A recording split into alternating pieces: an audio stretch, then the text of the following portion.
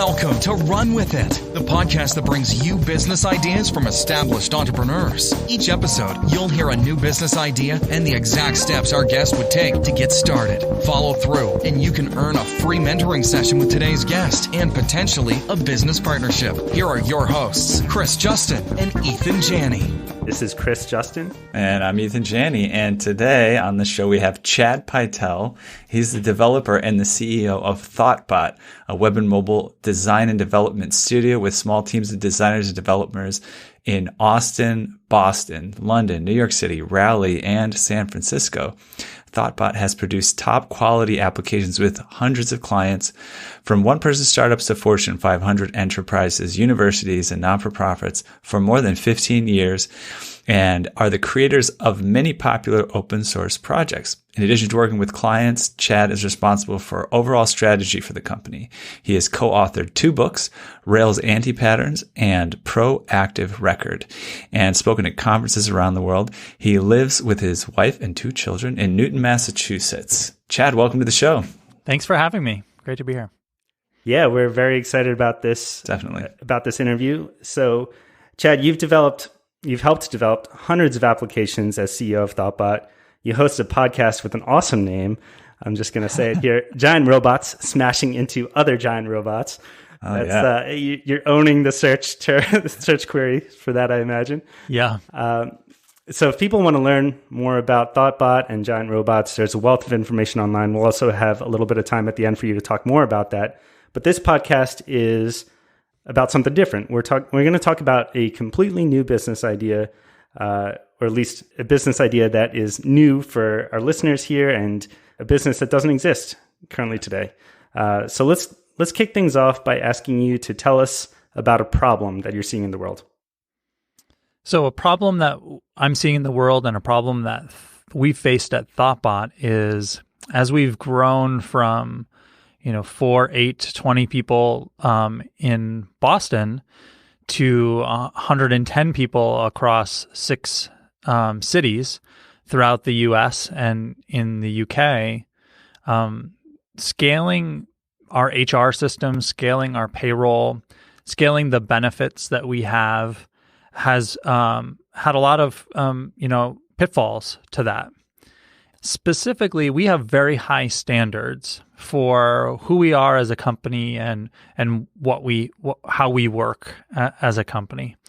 And we historically, as a way to help with that scaling, have looked at things like PEOs, professional employment organizations. And what those are is, it's actually a company that is providing all HR and benefits to companies' employees, and you actually they're technically employing people, and then you're contracting with them to provide those services. That's one solution.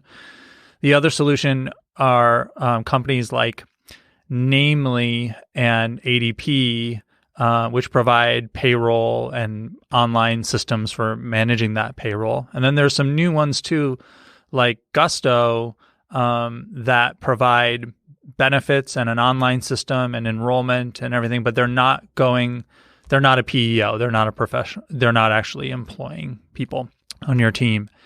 And so I think that there's an opportunity to bring a lot of those ideas together into one simple solution that works for small and medium-sized businesses and helps companies scale, particularly geographically, across a lot of different states and a lot of different countries, because the rules and regulations and taxes and everything can be a real burden to small companies, and to do it right and to do it well while maintaining the high level of quality. And so I think that there's an opportunity there to do that. I think that there are some pitfalls, which I'm sure we'll talk about. But that's the idea, particularly as remote work continues to scale, teams distribute across a lot of geographies. And the idea of making a registered office in every single state that you might have an employee in, that's an obligation. Like, you're supposed to do that. I think a lot of remote teams aren't necessarily doing that. Instead, they're opting to bring people as contractors onto their team. And technically, that's not okay to do an independent contractor for someone who's really an employee.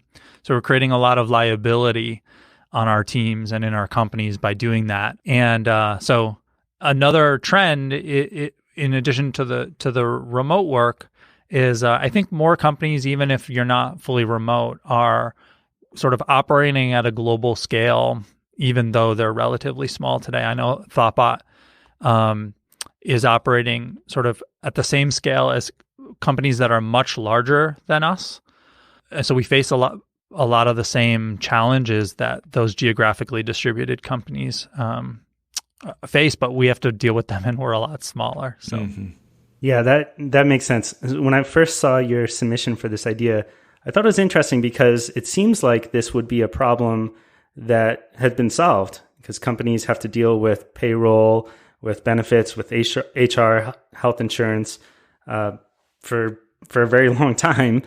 And it sounds like one of the main challenges that have been introduced recently are distributed workforce and contract labor, and incorporating that into existing systems isn't a great fit. So can you tell us a little bit about some of the problems that you see using existing systems? I think let's take traditional PEOs, for example. I think there are two main problems that we've seen. Just one is with PEOs in general, which is a PEO they're a company that is providing HR and benefits, and they're actually employing everyone across all of their different clients. So a PEO is set up to provide everybody with essentially the lowest common denominator across all of the companies that they service. Not only that, but they're a for-profit company. So in order to have a margin, they're going to provide the lowest level of service and benefits that they can get away with, so that they can have a margin on top of that. So health insurance is already really expensive. And so if they're looking to get a 20% margin on health insurance plans, then they're going to choose a pretty crappy plan to be able to build in that margin for their business. So you get this lowest common denominator factor. The other is PEOs exist across, like a typical PEO won't focus on any one industry. So the needs of, or the expectations of tech workers are very high. And so if you try to mesh a PEO across like a tech company, and nothing against plumbers, but like it's another services kind of company like ThoughtBot, but the expectations of the benefits and that kind of thing that like a services company like a plumbing or electrician or other kinds of workers might have, or even just like any industry like restaurant or that kind of thing, the expectations of team and employees are very different.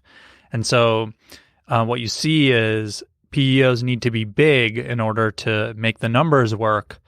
And they do that across different industries, and therefore it's sort of not servicing any one industry well, as far as I can tell. So that's on the PEO side. And if you do the non-PEO approach, between, if you're either just providing benefits packages or online systems or payroll, there's a few companies that do it pretty well there, but they're not solving the core problem that we face, which is this is hard for a small business to do. They can try to do more and more, but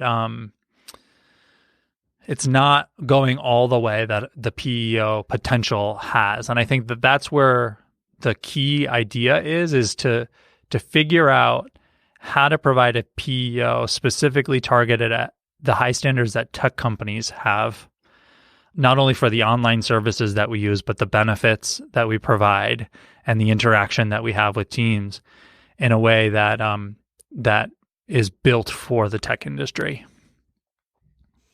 Yeah, that's interesting, because if you could focus on, maybe you're going to focus on an industry where they're generally at a higher level of payment, right? Like you're saying, maybe your salaries for your developers is a little bit higher than they would be for a restaurant worker or something like this. And so maybe there's an opportunity there to niche into a system where there's a little bit higher, I want to say, revenue potential. Is that kind of what you're saying? Yeah. And, we haven't been able to use a PEO because of the lowest common denominator. So I think we're an ideal candidate to use a PEO, but we every time we look at it, we don't do it because the level of benefits plans that they provide are worse than what we would otherwise do. Mm-hmm. The way that their online systems work is worse than we would like. So just those expectations, like I see ourselves as a customer for that kind of thing, but the level, when we've researched it, the level of what we see in the industry is not something that we would sign on to. I think this is a good place to take a slight educational tangent for our listeners here. So ThoughtBot was kind of formed under similar circumstances or ideas, right? You like to be on the edge of work. When you started out, you were one of the first to use Ruby. And please correct me as I'm doing a poor job of explaining this, but neither of us have a development background. So just so you know, you're good so far. Yeah, and I think it's difficult for listeners to appreciate that that edge when you're going at the very high end is much more valuable when you're creating bespoke solutions or very white glove type solutions than the typical maybe PEOs that they would, if the listeners out there Googling for a PEO, they're going to be probably lower end in terms of pricing than what you'd be looking at here. So you mentioned the value of the solution you wrote in. Could you talk about that a little bit? Yeah, I forget what I put there. I honestly, I should have. $500 to $1,500 per employee per month. Right. So one of the great things about PEO is you get all the cash flow. So the entire cost of employing a person is coming to you. All their payroll, all their benefits, everything flows through you. So for a lot of tech companies, the biggest expense you have is your people. And so when you're a PEO, you have the opportunity to sit in between that, and all of that cash flow is coming through you. So for every customer that you have, the entire payroll and benefits and everything are all flowing through you for every single employee. So high cash flow and the potential to take a small percentage of that. So just if you look at the benefits provided, so that's, the commuting benefits, the health insurance, those kinds of things, it's $500 to $1,500 for an individual or a family. But then you also say, okay, then we also have the payroll fees on top of that. So that's my estimate for when you actually take the payroll amounts, the money flowing through you is much higher than that. And so there is a potential, especially on volume, to have even more. Not that this is going to be something people will get started with, but this brings to mind when you have a lot of revenue coming in and maybe you get to sit on it for even a couple of days. Mm-hmm. I'm not sure whether the existing resources out there are doing this, but you have the potential to do like what Warren Buffett does with Geico. You take, it's called float. It's the money that is sort of like been paid in by people that are insured, and it sits there until they need it. So you just invest it. So I don't know if these other companies are doing that, but it may be a way to get an edge and make some profit and still not charge as much, as other companies might typically do. Yeah. And honestly, part of this is taking ideas that I haven't fully explored and bring them to the show. So I don't know. I don't know on that level what existing companies are doing or what the potential is. But yes, it strikes me that is true. Yeah, that's interesting. Part one of the question that I turned into a compound one here was around the edges of businesses and businesses that take on a smaller set of customers, but potentially charge higher amounts. You did something similar with ThoughtBot again. Would you say that that's what appeals to you about businesses like that? Yeah, I think finding your niche is really important. But I've had Seth Godin on my show. We were talking about that Seth Godin before we started recording. He's not the only one to talk about it, but this idea of not being afraid to find a small niche and be the best you can be in that, and have people come to you because of that niche. And I think you could. So not only have I said the tech industry is a niche, but I think if you were to look at how I might actually bring this idea to market, Thoughtbot, we have a playbook that describes how we work, how we believe products should be built, and how our company works. And that people pass that around. They say, this is an example. And I meet people all over the world who run small consulting companies, smaller than Thoughtbot or similar size or even a little bit bigger. And they say, we use Thoughtbot as a model for how we work. And so I think that there's an opportunity to go even further, particularly if you think about launching this business and making the smallest possible niche possible. I would probably capitalize on the reputation that Thoughtbot has and say, this is the systems and the benefits and the payroll that Thoughtbot has. And it's meant for small boutique design and development agencies, who don't want to have the hassle of managing all of the HR and benefits and payroll and everything that comes with running and scaling a small business.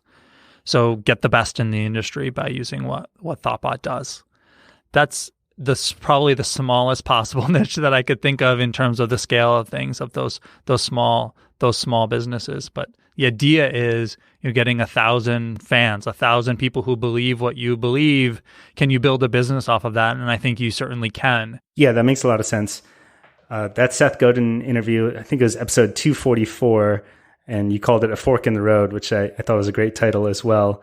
It sounds like for this new idea, you're taking that road of very niche down, and you have a game plan for what you would do with the resources that you have at Thoughtbot.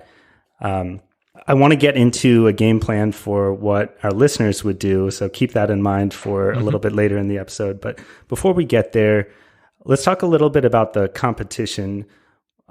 You shared a few competitors already. JustWorks.com was one that I took a look at. And can you tell us about what would differentiate this new service from a company like them? I think what really does, so some things are great about those services. Oftentimes the online experience that these new companies are providing is better. And so that's really good. But what they're lacking is what they could gain by going fully into the PEO model. So JustWorks, Gusto are providing payroll, benefits, HR, compliance all in one place, but they're not actually a PEO. And I think that the potential exists to bridge that gap. Now, if you look at the PEOs, you look at their websites and what they're doing and what they're actually providing people, and it's like, that's not what I would want to use as an employee. And so, but I think the problem that they're solving for their customers is a real one. So that's where I think the opportunity is to bridge that gap and provide the services of a PEO with the experience, user experience of what these new companies like Gusto and JustWorks are providing to people. Got a couple of things to throw in here. Well, first of all, this is a huge pain point. I'm very aware of it. I have a business that it does well with a contractor model, and that's the model we're on. The people that work with me have a lot of freedom, and so it's okay. But the liability aspect that you mentioned is something that I often get concerned about, because they really like the business, they feel a part of the business. And then when I think I looked a little bit into the law of it, but it's like when people feel like they're actually part of the business or they're representing it or on behalf of it, then it gets a little bit sticky there. Right. So I looked into payroll systems, and I never even got into treating the people that work with me as employees. I just made myself an employee just to see how it would work. And it was the hugest headache that I've ever had in my business. I mean, literally ever. It was just gut wrenching. There's just so much. All of a sudden, you make one decision to treat someone as an employee on payroll, and all these legal things just start piling up on top of you. And there's all these documents you have to read and understand, and all these things you have to keep track of. So I can definitely vouch for that. I know there's pain there. I can say that I tried Gusto and I got excited about it. I was like, oh, this is great. Somebody's going to help do this. And once I started using it, I was kind of like, what are they really doing here? I feel like they're just asking me to fill in some boxes that I could have filled in myself. It reminded me of like tax prep software, Yeah. Which is great for them if they can make a business on it. And I think the reason I'm bringing this in now is it has to do with the competition aspect. And it's like anytime you have an industry where people can kind of put something out there, charge quite a bit for it, and not do the greatest job, then there's space for more, and it's a growing industry. Mm-hmm. Yeah. And you have these big players like ADP and Paychex are the two big payroll providers in the US. Certainly, I don't know if they're biggest in the world. There are these big legacy platforms. Lots of companies use them, but because of the service that they provide and the experience that they provide. That's where a lot of these new players come in, and these new players have raised hundreds of millions of dollars in VC because people can see the total opportunity. If someone can come in and capture just a small percentage of any market like this, it's a big deal. The other thing that is important to me personally, and what drives me in terms of what we do at Thoughtbot, and I think what it makes this an important problem to solve that I haven't really touched on, is that I think health insurance in the United States is fundamentally broken. And I want to be a part of solving that. And it's a really difficult problem to solve. And I think that there's an opportunity to do a better job. Right now, there's no getting around it. We have an employer-based healthcare system in the US. And so I would love to figure out ways of making that better for everyone involved, by reducing cost, by providing a high level of service and benefits and a user experience. We have smart people who work at Thoughtbot, and we tried to a few years ago have a health insurance plan in order to keep costs low. We had a high deductible plan with an HRA where we're putting money against the deductible so that people actually have a lower deductible. And we're taking on some of that risk. You do these complicated things from an employer perspective in order to make health insurance work for people and to make it sustainable. But it's confusing. And even the smart people that we have on staff, just couldn't wrap their heads around what their benefits actually were and that kind of thing. And that's a real shame because it's such an important part of what you need to be healthy and to sort of exist. So personally, that's something that I am excited about solving and making better because I just think it's broken. It reminds me, this sort of opportunity also reminds me of online credit card processing and Stripe. It's a difficult problem. It seems like it should be solvable, like Chris said, at this point in time, but nobody's jumping into it. But if they do, it's a huge opportunity. Right. I love that analogy because I think it's totally spot on. Stripe didn't actually do anything that special, but they approached it it was like every previous company hadn't actually been built by anyone who was going to program anything against the service. And what they did was they said, we're going to take what's existing and we're going to do it from a developer mindset and make a user experience that is built for the people actually using this. And they were so successful with that. It was amazing. I think that there's an opportunity to do the same thing. So API first or API forward services for adding new employees when you have them, So we've done that at Thoughtbot. When we use an existing service, we're really looking at what APIs do they provide, so that when we add somebody new to the team, our internal system can just fire off a webhook and provide, their name and information, so that the onboarding process kicks off automatically in this, and they're added automatically to the payroll, that kind of thing. I think there's opportunity to provide a service that works much better for the companies that are full of smart people. One question that comes to mind when you talk about Stripe and you talk about it being a relatively straightforward problem, once that's been figured out and that path has been paved for people, what makes Stripe defensible? I think it comes down to you can have good ideas, but the execution and ability to reliably execute on them matters. So eventually Braintree was able to, and Braintree was bought by PayPal, was eventually able to roll out new APIs and experience and that kind of thing to try to match Stripe. But they're just not, they're really just, not quite there yet. They're not the same. They don't have the, it's almost like it's not systematically part of who they are. So they're not executing at the same level as Stripe does. But I'm not afraid of competition just in general.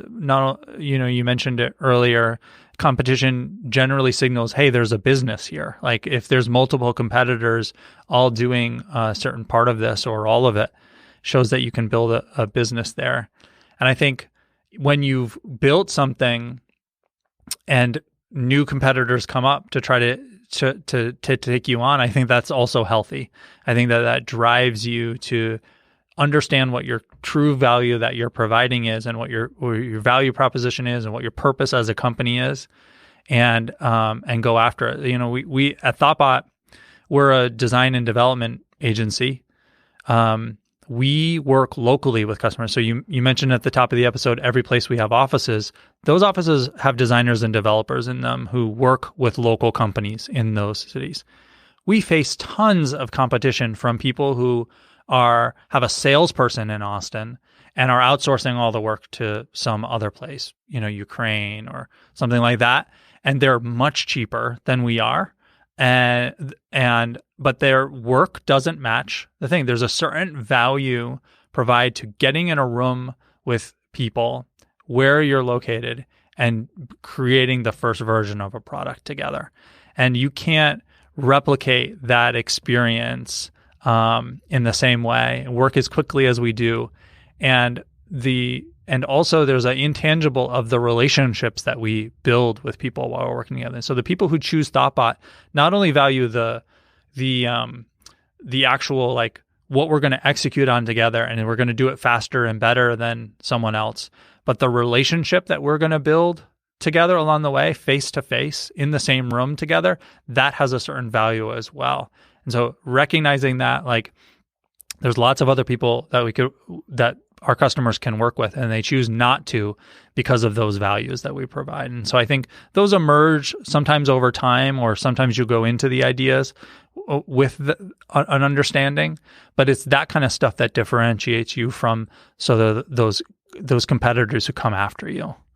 I think that's a really important point, because a lot of people who want to be entrepreneurs hold back because they think that their idea is too straightforward, and they want something that is going to blow someone's mind, right? And when you talk about managing payroll and healthcare for small businesses, that's not something that someone's going to come to you at a cocktail party and say, hey, I've got this great idea. Listen to this. We're going to manage payroll and HR and healthcare for small businesses, right? Yeah. That just doesn't happen, but that's where the actual value is. And it's incredible that you've, again, worked with tons of companies over the years. You've had a podcast focused on building better software for 6 years, right? And this is the idea that you're bringing to our listeners. That, to me, is what better proof of concept than that? The other thing too, for the listeners out there too, if you're looking for a mission, right? And this also aligns with Stripe.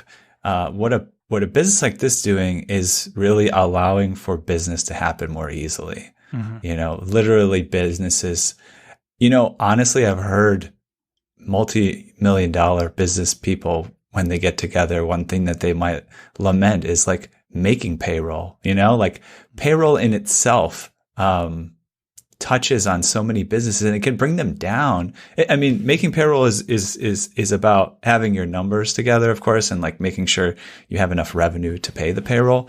But at the same time, that's something that you have to manage and it's like an ever-present thing that if you can't hold your payroll together, then the business is not going to be held together. That's one of your main responsibilities. And to be able to have someone else say, hey, listen, you're not a payroll expert. You're trying to start this business or that business or this business. Like, you focus on that. We'll take care of this stuff. It's boring. There's a lot of legal stuff. It's complicated. We'll take care of it. You do what you do best. I love that about the mission. Another thing we could build on with Stripe is Stripe, I think it was last year or the year before, started doing Stripe Atlas, which takes services and problems that businesses need to solve to get started. So that like you can sign up for Stripe and it's not only doing your credit card processing, but they'll now have partners and a service that can help you incorporate in the different cities you are and that kind of thing. There's no reason that Stripe couldn't be a partner for this in terms of like, yeah, you want, not only your incorporation and your credit card processing and payments and everything, but we have this partner that can do all of your employment concerns as well. That being said, I think, I would be happy for someone to look at this and say, the complete solution makes a lot of sense, but it's a big problem to solve. And that you could provide just by focusing on health insurance or just focusing on payroll is a place to get started. I think that is possible. And I clearly am very passionate about healthcare, health insurance. And so I could be convinced that like, you know what, just focus on being the Stripe of health insurance and like become a really great modern health insurance company that, has APIs and that kind of thing and a great user experience. And that is a big enough opportunity and a big enough value that you're providing that you should just focus on that. I see the value of the big picture, but it's not just one industry, it's multiple industries. And so it's a big thing to bite off. Yeah, I think that's a perfect point to segue from, because that's and I love that your mind's already going in that direction. So for our listeners out there who get it, they buy in, this is a big problem, it's worth going after this unsexy solution. What are some things that they can get started with to get this idea going? I think that would be one of them, is like looking at the full picture and looking at the size of each market and whether the niches that I've talked about actually make sense. And what the total value and getting more information about how the mechanics of PEOs actually work in terms of what the margins are typically and how the money flows and like, can you capture the flow? And those kinds of things would be good, because I don't know about that at the level that I think would be required in order to really move forward. And then also, okay, does it actually make sense instead to just focus on one portion of that? And I've been talking about bridging modern user experience and services with the PEO model makes a lot of sense to me, but validating that somehow would be good. I like idea validation as an avenue for people to take. One question that's coming up, like, yeah, let's say you're validating your work and you're researching. What do you think client number one looks like for a business like this? My hypothesis would be, well, if Thoughtbot would switch to this, that would be a really good model. Like if we aren't going to switch to it, I don't think I think that is that. And then the other one would be companies like us or other companies. I think customer number one is probably someone like us, either that or very small 3 to 5 person team who has started to hire people and is starting to feel the pain of that and says, I really want to focus on my business. And so it's easy to say, I'm going to move over the 3 and 5 people to this new service, new benefits, new payroll, and go from there because they've started to feel the pain and they don't want to deal with it. That might be another, profile of what that first customer looks like. Let's talk about the people within those companies. So at a 100-person company, if a listener wants to get some feedback on this idea and learn a little bit more about the pains at that specific company, what role would they be reaching out to? So at ThoughtBot, we call it people operations. That's the more modern title instead of HR now, but a lot of companies call it human resources or HR. And so there would typically be a chief people officer or director of HR, something like that is the person who's in charge of all of this stuff at the company. What I find is that the decision to make a move like this, though, will typically involve the CEO. Mm-hmm. So you reach out to the HR department to find out what the pains are and how bad they are and maybe even what they're worth. And then you use that information to communicate with the CEO that these are pains that are worth outsourcing a solution to, basically, right? Yeah. Now, that being said, small companies that, you said, what would it look like at a 100-person company? At a company that's 20 person or below, you might not have an HR person at all. And so actually a lot of that might be a really good market segment for who would actually be considering this and is really feeling the pain and saying, do we add an HR person just to handle this? Oh, we can switch to this service and we can delay adding an HR person to the team for another 2 or 3 years. How much is that worth to us? Well, if they make $80,000 a year, that alone is saving a significant amount of money and allowing us to scale without adding that non-technical overhead to the team. Do you think that there would be value in focusing on a specific industry, at least to start?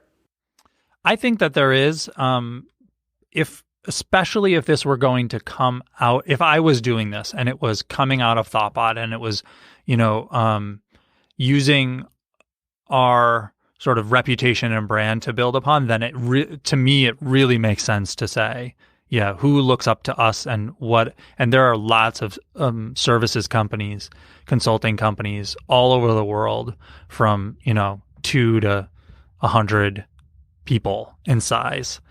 And saying that this comes out of that kind of company, that kind of industry, even if they don't know about ThoughtBot, might make a lot of sense. That's what I would do if it was me, but there might be another industry or another segment that's an even bigger opportunity or an even stronger value proposition. And so that I would want to seek that out too. Mm-hmm. If somebody comes to you let's say somebody showed up tomorrow at ThoughtBot and for some reason you engage with them and they want, and your conversation made you want to at least take the first steps into moving, because you're doing all your own payroll now. You don't outsource anything, basically, right? We use a service like we use Namely now, and we are actually in the process of switching away from Namely to another payroll service. So we use a service, but we have people as part of our team and as part of our accounting department who actually do the payroll. Right. Mm-hmm. So if somebody came in and they said, you're going to switch from what you have or start switching over to the service that we have, what do you think would be the first steps of a switch? It's not a thing where you could switch just a couple employees, or is it? I don't even know. Is there a way to start out small with this, or do you have to kind of jump in with both feet? Technically speaking, you could switch over just a couple of employees. And the barrier to doing that would typically be, at ThoughtBot, we have a employee handbook and a thing that points people to where they see their benefits and that kind of thing. So if you wanted to roll it out to just a few people, we would have to like make it clear to them, like you're in a special group. The place you go to see things, the place you do things is different than everybody else. And so I would probably look to do that. We're organized in studios, so I would probably look to do it in like, hey, the Austin team, you're going to move over to this new system. And that would be the way that I would isolate it. At another company, it might be just like an individual team. There's a time-based aspect to this as well. Yep. Can you talk about that a little bit? So most companies are going to have all of their benefits and renew on a yearly basis. So there's going to be an open enrollment period at the end of the year. So people are probably used to this if they have benefits at a company now where, you're being told, hey, we're renewing your benefits. Here's what the plans look like for 2020. November and December is open enrollment period. So you can make your elections of what you want. And then it all goes into effect January 1st. That's the majority of companies are on that annual cycle. Some companies are off of it depending on your fiscal year and that kind of thing. So this podcast is going to be released at the perfect time for people in that a lot of people will be thinking about their benefits. It's going to be around that time for open enrollment for folks. So listeners, this is a great opportunity to talk to people and while it's fresh for them, right? For what essentially the every are. Company in the United States in the next quarter is renewing all their benefits. They're getting quotes. So the way it actually works is you get a quote for health insurance specifically. You'll have plans, say it's with Blue Cross and Blue Shield. Blue Cross and Blue Shield, you probably have a broker who's doing the insurance for you. So at some point, your broker is going to say, we've got the renewal rates from Blue Cross and Blue Shield. It's going up 8%. We've gotten quotes from 2 other companies and, Blue Cross and Blue Shield, even though it's going up 8% year over year, is still the cheaper option. You should stick with them. And so then you're just saying, or they're saying, we think you should potentially look at the other options.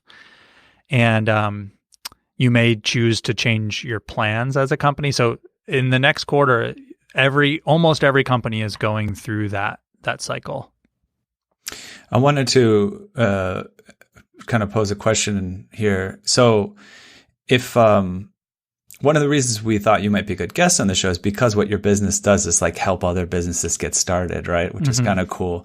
And then and also another reason was that I'd heard that you had sort of spun off several kind of products, like you start something internally and then maybe like sell or spin it off and start a separate entity, stop worrying about it, but it's a separate business. The idea of saying, just even internally in your company, oh, we're going to create another company and it's going to be called ThoughtBot, PEO. ThoughtBot Works.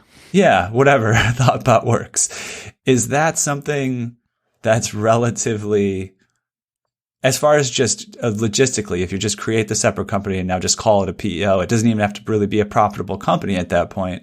It just has to be a business now that is a PEO for your business. Is that a feasible something that could happen? I'm just curious.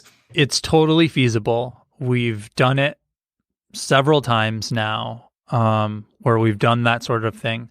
What stops us from doing this idea or another idea is over the years, we've experimented with things that are for design, tools that are for designers and developers, and things that aren't. And the things that are for designers and developers, the things that we're users of ourselves and we are our own customer, are much more successful.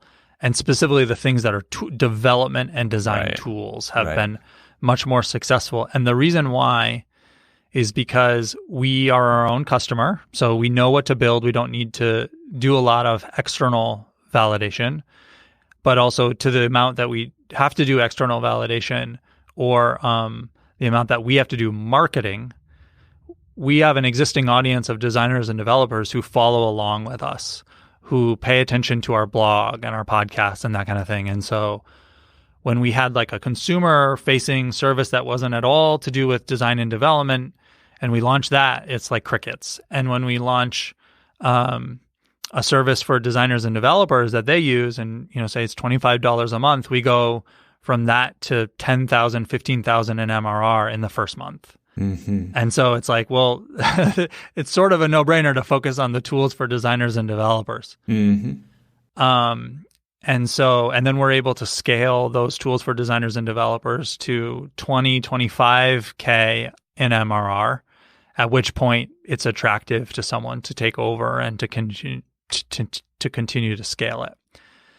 And this is somewhere in between, this idea, because we're certainly a customer of it ourselves, but it's not necessarily just targeted at designers and developers, depending on how we actually were to pursue it. So we've talked about this internally, and we've decided it's not really something that, it's also like a significant business, a significant undertaking. Right. And that's where it's also difficult for us to do, because we have our own business. So trying to create another significant one is a challenge. I like saying to listeners here, like, this is a huge playing field. This episode in general is just going to tell you, if you want to do anything in payroll, you can go into it with some trepidation around the complexities, but some confidence around the profit potential. But what I would say to our listeners is, yeah, you can go and look into all those things, but here's a very interesting way to get started. Start engaging with design development teams, right? That's kind of what you're talking about, because that could be a fun niche, a cool niche, and also like an interestingly scalable niche if you do it well in that niche, right? Because if you can design and develop applications that work well, right?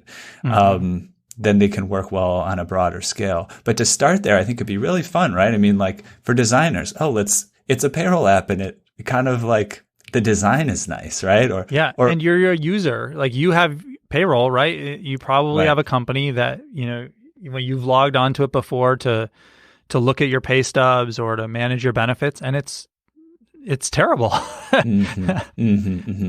So I think it's an idea that people can get excited by. Yeah. What if it was fun and engaging or, gamified or something like that, right? And then on the development side, yeah, it's developed well where you can integrate and have an API, like you said. So those are along the lines of the steps that we have for our listeners. I think here is like engage with some design dev teams that could use this type of thing, and talk to them about what the biggest problems are, how much they would be willing to spend to kind of solve and switch over and engage, and get started on the logistics of things and sort of like selling it to people and figuring out which direction you have to go. And then you've got a great potential partner here to at least give you some advice on where to go, and maybe a customer. Yeah. Yeah. And I think one of the challenges that when you think about what would make ThoughtBot a first customer, one of the biggest complexities we faced was when we started to go in multiple states. The rules and the taxes and everything are different. And so it will be a challenge to like have ThoughtBot switch on all over at once. So thinking about ways of, I think that is the problem to solve. Like when we were switching payroll companies, we had to find one that operates in all states that we operate in. All the companies that are coming to market today are launching in a significant number of states in the US. It seems like it's table stakes. So validating that as well and figuring out what the sort of strategy is for being able to launch in or do business in all of those states and make it work for everybody, that is the challenge as well. What would you say, this will be the last question I ask you about this idea itself, what would you say to the listeners out there who have heard this idea and they don't really connect with it, right? They haven't felt that pain themselves. And the in vogue thing is, of course, follow your passion, right? If you're really excited about something, then you're not going to work a day in your life. But for a lot of business opportunities out there, that's just not, that doesn't work, right? So what would you say to a listener who feels that way? Well, that's a good question. I mean, you shouldn't work on this then. I do think work is work. We call it work for a reason. I am not a big believer in that idea that if you love what you do, you'll never work a day in your life. This is hard. Running businesses is hard.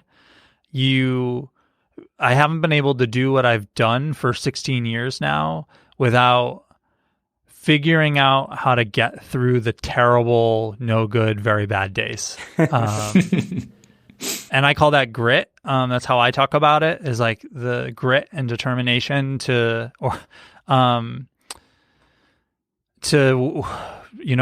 pick yourself up and dust yourself off and carry on.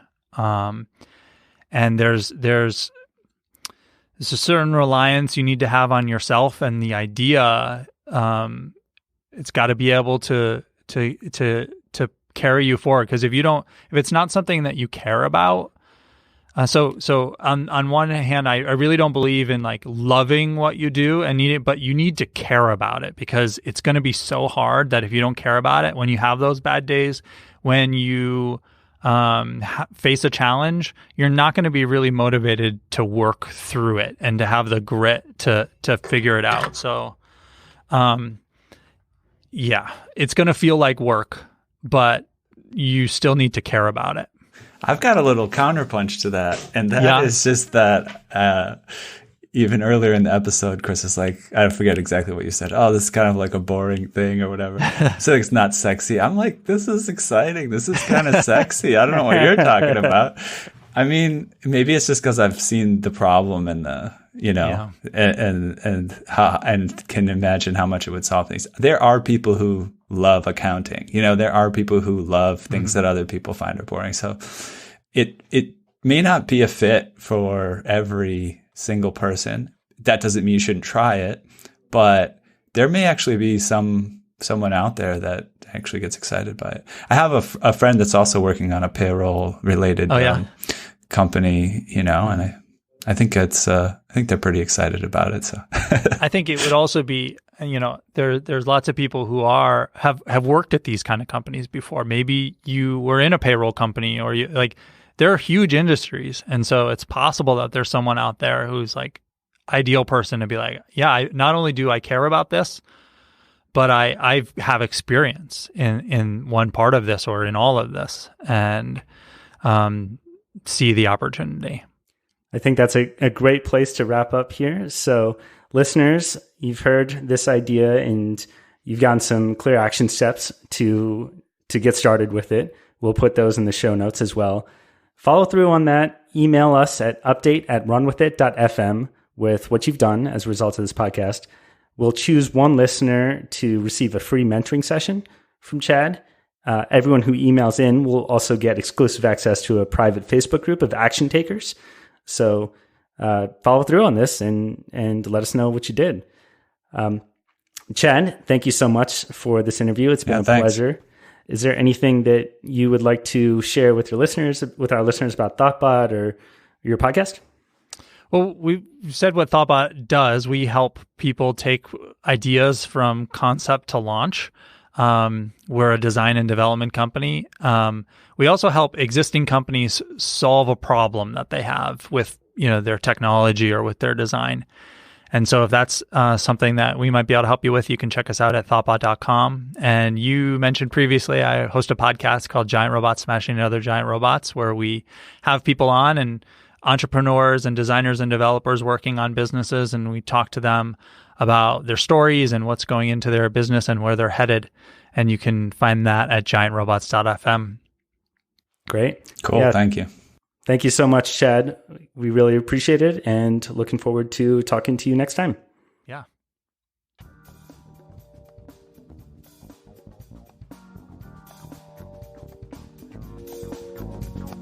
Now, it's time for you to run with it. Follow through on the action steps discussed and email a summary of what you did to update@runwithit.fm. Every listener who emails us will gain exclusive access to a private Facebook group of action takers. And one listener will earn a free mentoring session with today's guest and potentially a business partnership. Help us build the Run With It community of generous entrepreneurs. Please like, subscribe, and review us online. And remember, the secret of getting ahead is getting started.